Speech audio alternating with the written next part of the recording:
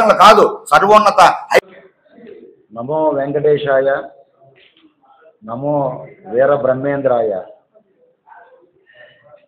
Media, print and electronic media మిత్రులకు నమస్సుమాంజలి. శ్రీ పోతులూరి వీరబ్రహ్మేంద్ర స్వామి వారంటే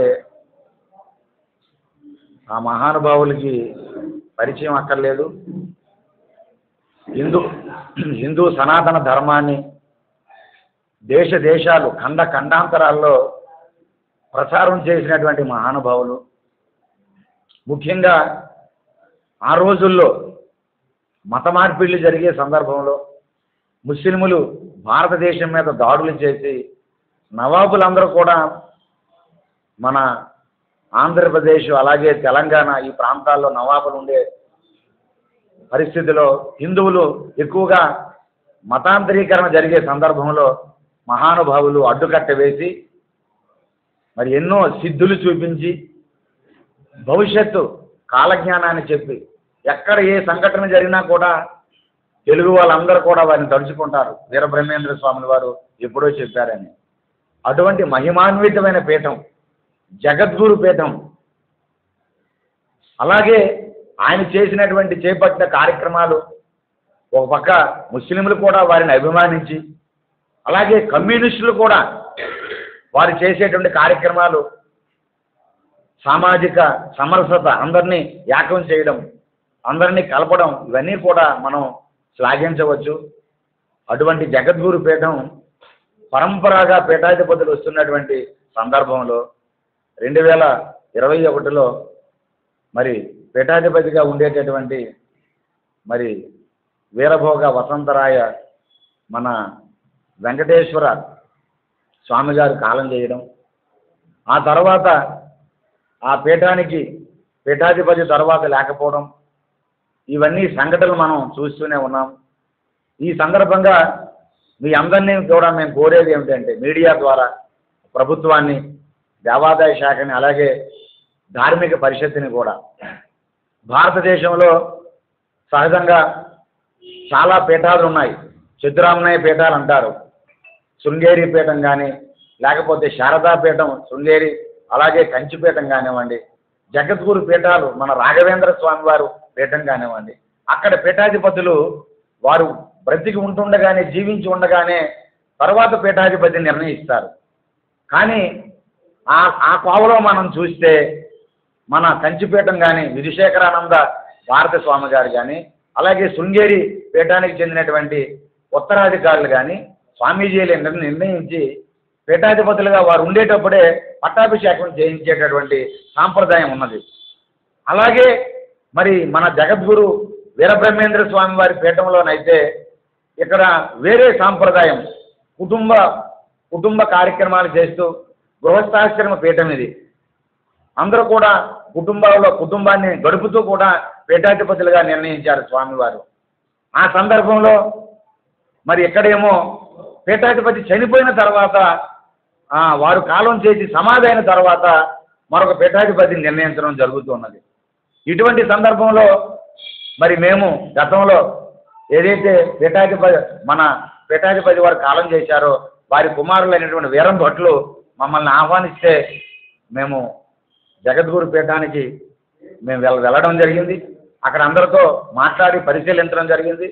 ఆంధ్రప్రదేశ్ సాధు పరిషత్ తరఫున మేమందరం కూడా వెళ్ళి వాళ్ళందరితో మేము మాట్లాడి శిష్యాలన్నీ కూడా సేకరించిన తర్వాత మరి ఏదైతే కాలం చేసినటువంటి పీఠాధిపతి గారు వారు కూడా ఒక వీలునామా రాసినట్లుగా, వారికంటే ఏదైతే గత పీఠాధిపతి ఉన్నారో వారి నాన్నగారు కూడా చిన్న వయసులోనే 14 సంవత్సరాలు వయసులోనే వారు కూడా పీఠాధిపతిగా ప్రమాణ స్వీకారం చేసినట్లా కూడా మాకు సమాచారం ఉన్నది. మరి ఇటువంటి సందర్భంలో మేము పీఠానికి, మన జగద్గురు పీఠం, మనం వీరబ్రహ్మేంద్ర స్వామి మఠానికి వెళితే అక్కడ సమాచారాన్ని మేము సేకరించిన తర్వాత మరి ఏదైతే మన వీరభోగ వసంత వెంకటేశ్వర స్వామి వారు గత పీఠాధిపతి గారు మరి పీఠాన్ని రక్షించడానికి, పీఠాన్ని కాపాడడానికి ఏదైతే భారతదేశంలో పెద్ద పెద్ద పీఠాలు ఉన్నాయో, శంకరాచార్య వారి పీఠాలు ఉన్నాయో, అక్కడ చిన్న వయసులోనే స్వామీజీలని ఉత్తరాధికారులుగా ప్రకటించే ఎన్నో సందర్భాలు నిన్నగాక మొన్న కూడా మనం చూసాం. ఈ మధ్య అదే సాంప్రదాయాన్ని వారు కొనసాగిస్తూ వారు వీలునామా రాసి వారు చిన్నబ్బాయి అయినటువంటి మన గోవింద స్వామి వారికి కూడా తర్వాత ఈ పీఠాన్ని నడిపించే అన్ని అర్హతలు ఉన్నావని ఆ విషయాన్ని మేము పరిశీలిస్తే వారు కూడా యువకులుగా ఉండి ఆయన తిరుపతి అత్యున్నతమైనటువంటి శ్రీ వెంకటేశ్వర వేద విశ్వవిద్యాలయంలో వేదిక్ ఆ సంస్కృత విశ్వవిద్యాలయంలో వారు వేదాన్ని నేర్చుకుంటూ ఉన్నారు, సంస్కృతాన్ని పఠిస్తూ ఉన్నారు, వారు జ్ఞానాన్ని పొందుతూ ఉన్నారు.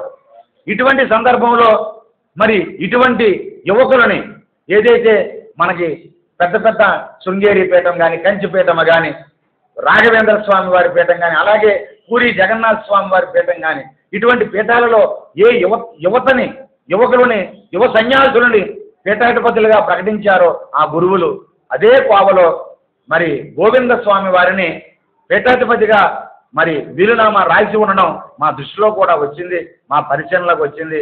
అటువంటి వారిని నియమిస్తే ఖచ్చితంగా వారు యువకులు కాబట్టి కనీసం ఒక 60 సంవత్సరాలు పీఠం తాలూకా వీరబ్రహ్మేంద్ర స్వామి మఠం తాలూకా సంస్కృతి సంప్రదాయాలు దిశలా కూడా వారు వ్యాప్తి చేయడానికి అవకాశం ఉన్నది. అదే సమయంలో మేము వారి అన్నదమ్ముల్ని మేము తప్పు పట్టడం లేదు. ఇప్పుడు ఎవరైతే ఆ సోదరులు నలుగురు ఉన్నారో వారు మహానుభావులే, వారు గొప్పవాళ్ళే. ఎవరైతే పెద్దవారైతే మరి వెంకటాద్రి స్వామి వారు కానివ్వండి, అలాగే రెండవ వారు మరి దత్త మన వీరభద్ర స్వామి వారు కానివ్వండి, మూడవ వారు వీరంబొట్ల స్వామి వారు కానివ్వండి, నాలుగవ వారు ఆయన దత్తాత్రేయ స్వామి వారు కానివ్వండి. వీరు తక్కువ వారిని మేము చెప్పడం లేదు, వీరు గొప్పవాళ్ళు. దయచేసి మేము కోరేది ఏంటంటే ఒక్కసారి వారిని ధార్మిక పరిషత్తుని ప్రభుత్వాన్ని మేము కోరుతూ ఉన్నాం. మీరు ఏదైతే మిగతా సోదరులందరూ కూడా కలిసికట్టుగా మరి యువకుడు కాబట్టి ఆయన వేదాన్ని నేర్చుకుంటున్నాడు కాబట్టి తిరుపతి అత్యున్నతమైనటువంటి సంస్కృత్ యూనివర్సిటీలోనే ఆయన అధ్యయనం చేస్తున్నాడు కాబట్టి అలాంటి పీఠాధిపతిగా గోవింద స్వామిని మీరు ప్రకటింపజేసుకొని వారికి సహకరించి మీ కుటుంబం అందరూ కూడా హిందూ సమాజం మీ మీద ఎంతో ఆశలు పెట్టుకుని ఉన్నారు. మీ అందరూ కూడా హిందూ సమాజానికి వీరబ్రహ్మేంద్ర స్వామి వారు ఎవరైతే వంశస్థులు ఉన్నారో మీ అందరూ కూడా హిందూ సమాజానికి అవసరమైన వారు. ఒకరు తక్కువ ఒకరు ఎక్కువని ఎక్కడా కూడా హిందూ సమాజం భావించడం లేదు.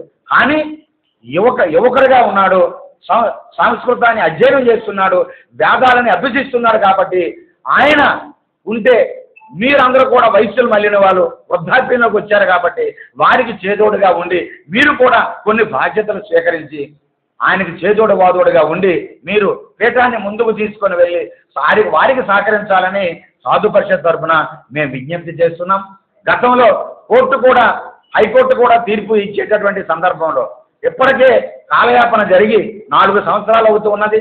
ఒక పీఠాధిపతి కాలం చేస్తే తొందరగా పీఠాధిపతిని నిర్ణయించాల్సిన పరిస్థితి ఉన్నది అని చెప్పి సర్వోన్నత హైకోర్టు కూడా తీర్పు ఇచ్చినప్పటికీ కూడా గత ప్రభుత్వం మరి కాలయాపన చేసి ఫిట్ పర్సన్ అనేటటువంటి ఒక వ్యక్తిని వేసి మనం తిరుపతి ఏదైతే ఆదిరాంజీ మఠంలో పీఠాధిపతి లేనప్పుడు తాత్కాలిక పీఠాధిపతిగా మరి ఏదైతే దేవాదాయ శాఖ కానివ్వండి ఆ ధార్మిక పరిషత్తు ఫిట్ పర్సన్ బదులుగా తాత్కాలిక పీఠాధిపతిని నియమించారు.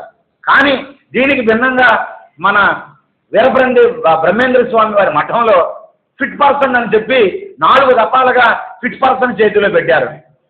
తాత్కాలిక పీఠాధిపతిని గత ప్రభుత్వం విస్మరించింది, చాలా బాధాకరం.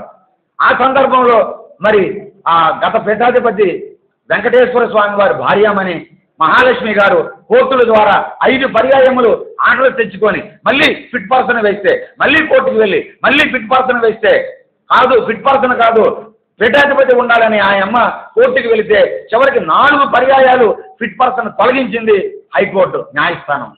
తర్వాత 5వ పర్యాయం కూడా మళ్ళీ ఇప్పుడు ఉండేటువంటి మన కూటమి ప్రభుత్వం కూడా మరి అదే అడుగుజాడలో నడిచే సందర్భంలో మళ్ళీ వారు కోర్టుకు వెళ్తే మొన్నే కోర్టు కూడా తీవ్రంగా పరిగణించి ఫిట్ పర్సన్ మీరు వేయడానికి మీకు ఏ హక్కులు లేవని చెప్పి ఇమీడియట్గా తాత్కాలిక పీఠాధిపతిని మీరు నియమించండి అని సర్వోన్నత న్యాయస్థానం హైకోర్టు తీర్పు ఇవ్వడం కూడా జరిగినది.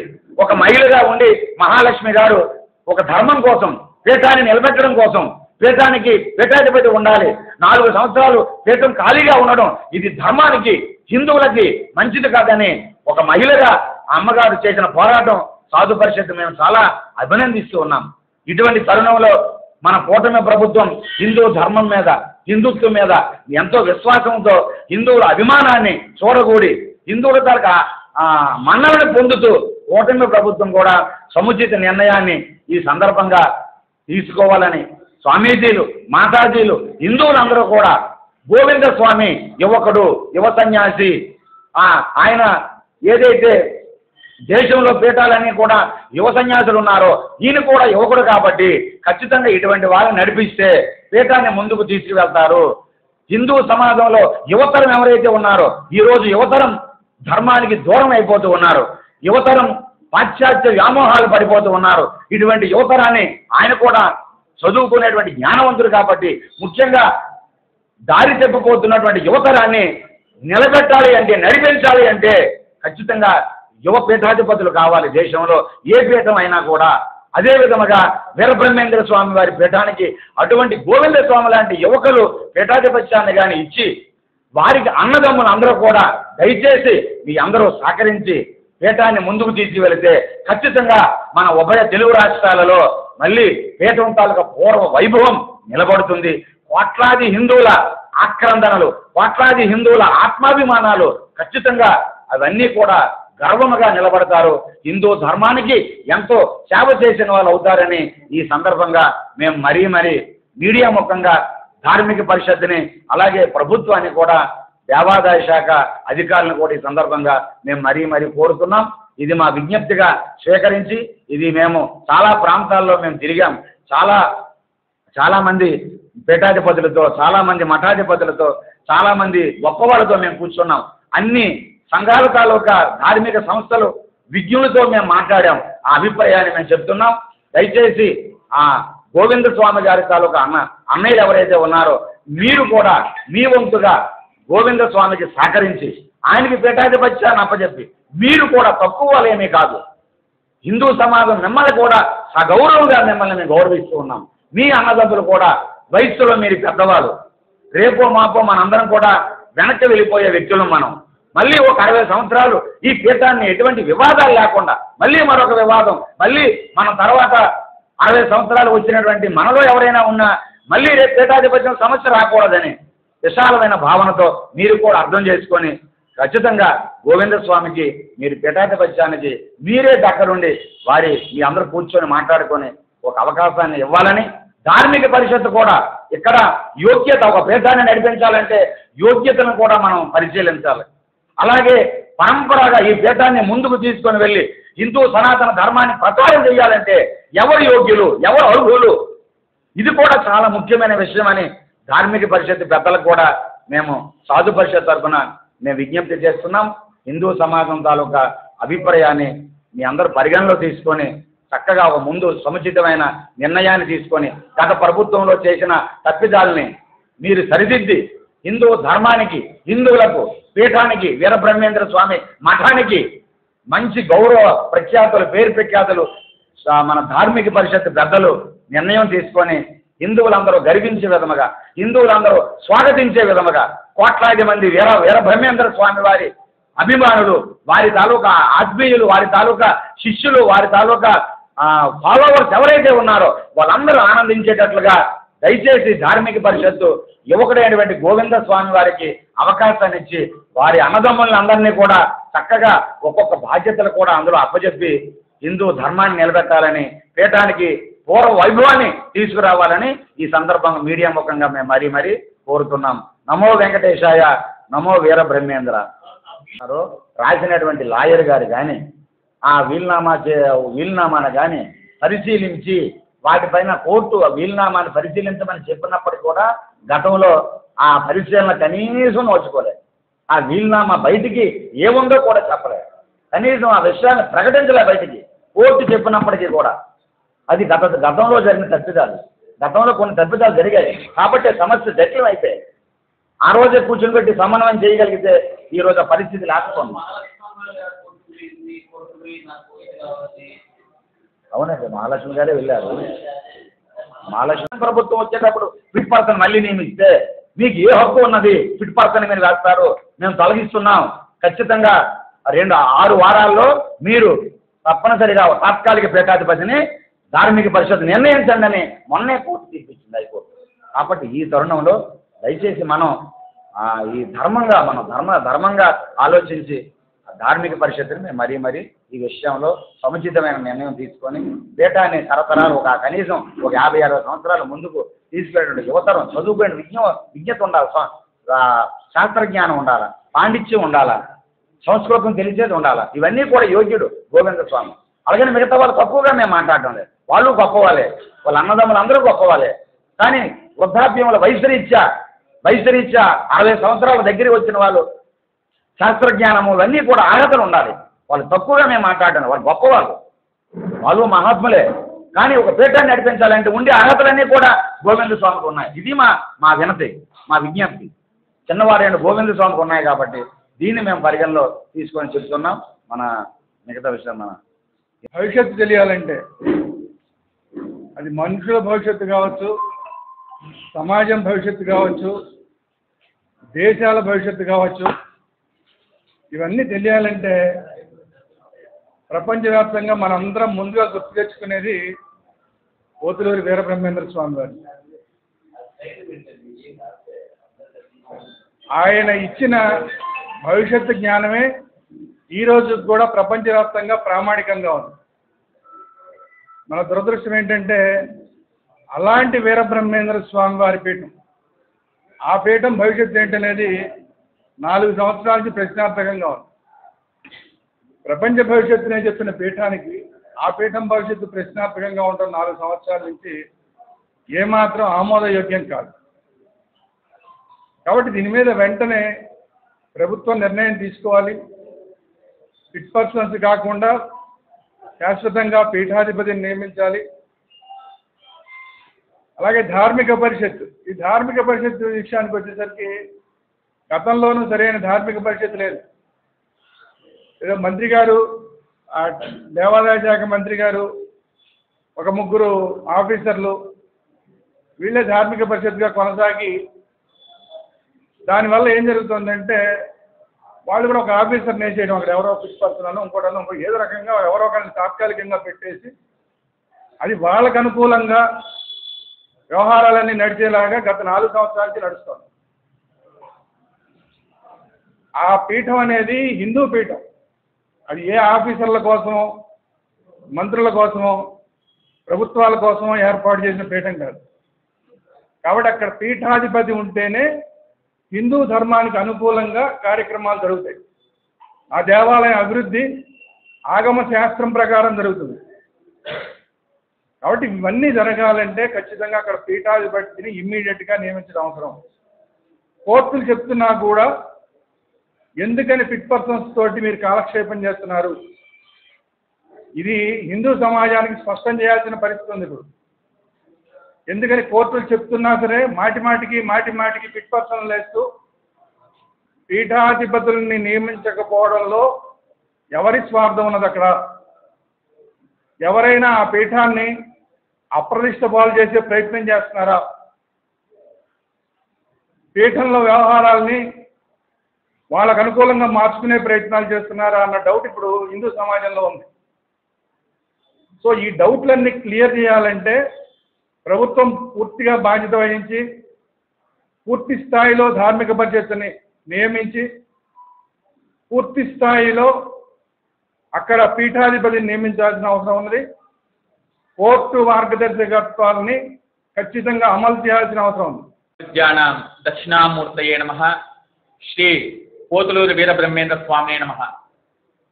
మరి ప్రపంచంలోనే యావత్ సృష్టికే కాలజ్ఞానాన్ని బోధించినటువంటి మహనీయులు, మహానుభావులు, జగద్గురువులు పోతులూరి వీరబ్రహ్మేంద్ర స్వాముల వారు. మరి కాలజ్ఞానాన్ని బోధించినటువంటి వీరబ్రహ్మేంద్ర స్వామి వారి యొక్క మతానికే నేడు అవాంఛనీయమైనటువంటి పరిస్థితి ఏర్పడింది. ఇక్కడ ప్రతి ఒక్కరము కూడా గమనించాల్సినటువంటి విషయము ముఖ్యంగా పోతులూరి వీరబ్రహ్మేంద్ర స్వామి మఠం యొక్క నిర్వాహకులు గమనించాల్సినటువంటి విషయం ఏమిటి అంటే, పోతులూరి వీరబ్రహ్మేంద్ర స్వామి మఠం అనేది కేవలం ఒక కుటుంబానికి చెందినది మాత్రమే కాదు, యావత్ ప్రపంచానికి చెందినటువంటిది. అటువంటి పీఠము దాదాపు గత 4 సంవత్సరాల నుంచి పీఠాధిపతి లేకుండా ఉండటము అంటే పీఠం యొక్క పరిస్థితి ఏమైపోతుంది అన్నది సమాజంలో ఉన్నటువంటి ప్రతి ఒక్క హిందువు కూడా ఆలోచించాలి. మరి నాటి సంవత్సరంలోనే వీరబ్రహ్మేంద్ర స్వాముల వారు సామాజిక సమరసత అనేటువంటి నినాదంతో శివగోవింద శివగోవింద అంటూ హరిహరులకు భేదము లేదు అన్నటువంటి మహానుభావులు ఆయన. వారి మఠం ఈరోజు అభివృద్ధికి నోచుకోకుండా పీఠాధిపతి లేకపోవటం చేత ఎందరో ఆ యొక్క క్షేత్రం లోపల రాజకీయాలు చేయటము, వివాదాలు చేయటం అనేది మన అందరికీ కూడా యావత్ హిందూ సమాజంకి ఆందోళన కలిగించే విధముగా ఉన్నది. కాబట్టి ఆ యొక్క పీఠంలో ఉన్నటువంటి నిర్వాహకులు కానివ్వండి, ఈ యొక్క ఆంధ్రప్రదేశ్ దేవాదాయ శాఖ కానివ్వండి, అలాగే ధార్మిక పరిషత్తు కూడా ఆలోచించాల్సింది ఏమిటంటే తదుపరి పీఠాధిపతిని ఎవరు చేయాలి అని మనం బాగా ఆలోచిస్తే కనుక ఇందాక స్వామివారు చెప్పినట్టు ఇప్పటికి కూడా మన యొక్క రాష్ట్రము లోపల ఈ యొక్క సాంసారిక జీవనాన్ని అనుసరిస్తూ మఠాలను వహిస్తున్నటువంటి పీఠాల్లో గమనిస్తే మంత్రాలయ పీఠము కూడా గృహస్థమైనటువంటి పీఠము. అలాగే ఈ యొక్క మఠాధిపతిని ఎవరు నిర్వహించాలంటే శాస్త్రము మనకి పరిపూర్ణంగా చెప్తుంది. విద్వాన్ సర్వత్ర పూజ్యతే, విద్వాంసుడు అంతటా కూడా పూజనీయుడే అని చెప్పేసి. ఇక్కడ గోవింద స్వాముల వారిని ఎక్కువగా మఠాధిపతిని చేయడానికి ఎందుకు ఆలోచిస్తూ ఉన్నారంటే వయసులో చిన్నవారు, అలాగే పాండిత్యాన్ని నేర్చుకుంటూ ఉన్నారు. వారు గనక పీఠాధిపతిగా వహిస్తే గనక పోతులూరి వీరబ్రహ్మేంద్ర స్వాముల వారి యొక్క మహత్యాన్ని ప్రపంచం నలుమూలల చాటి చెప్పేటటువంటి అవకాశం ఉన్నది. విద్వాన్ సర్వత్ర పూజితే, ఆయన విద్వాంసుడిగా నేర్చుకుంటూ ఉన్నాడు. ఆయన గనక అధిరోహిస్తే వీరబ్రహ్మేంద్ర స్వామి యొక్క మహత్యాన్ని దేశం నలువైపులా చాటి చెప్పే అవకాశం ఉంది. వయసులో చిన్నవారు, దాదాపు మళ్ళీ వెనక్కి